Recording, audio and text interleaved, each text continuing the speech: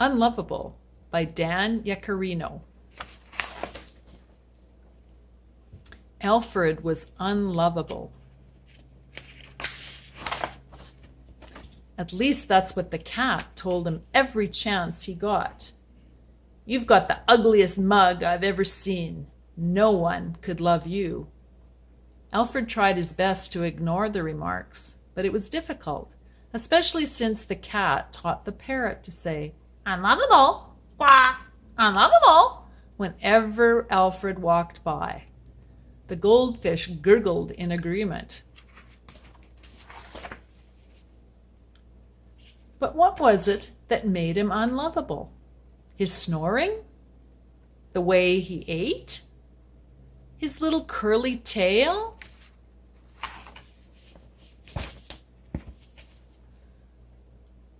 None of the neighborhood dogs would have a thing to do with him.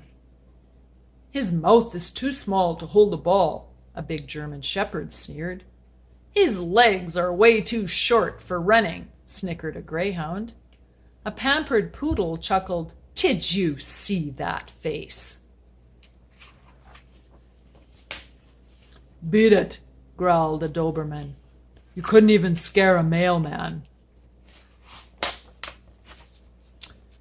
Alfred didn't like staying in the house, since the cat was always making fun of him, and the parrot was always squawking, "Unlovable," and the goldfish was always gurgling in agreement. So Alfred spent most of his time alone in the backyard. One day a new family moved in next door. Alfred tried to see if they had a dog that might be his friend, but he was too little to look over the fence.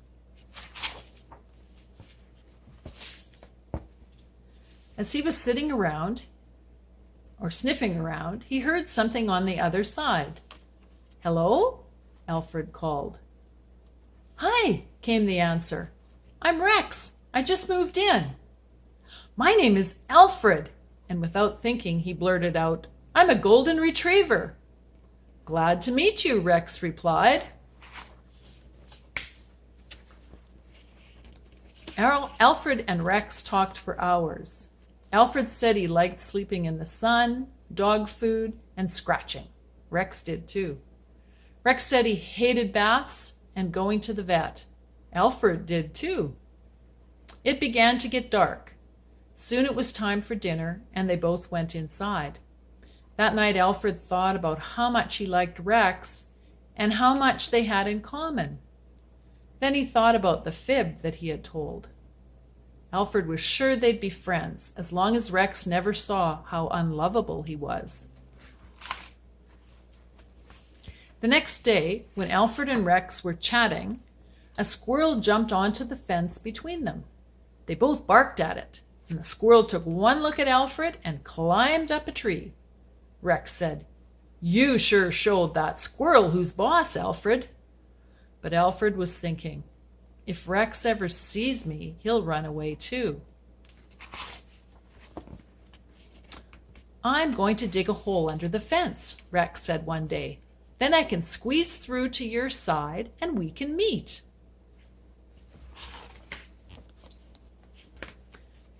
Alfred heard Rex digging. When he heard Rex wiggle under the fence, he ran and hid behind a bush. Then he heard Rex call, "Alfred, where are you?"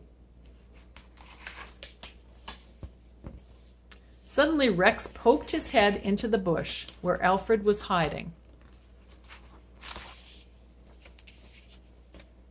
"You look just like me," gasped Alfred.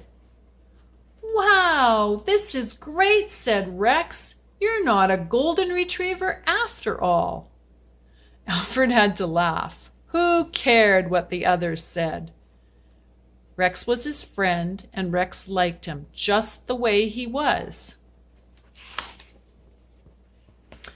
Together, Alfred and Rex ran, they jumped, they played, and Alfred never felt unlovable again. Now scroll down for some questions and the prayer.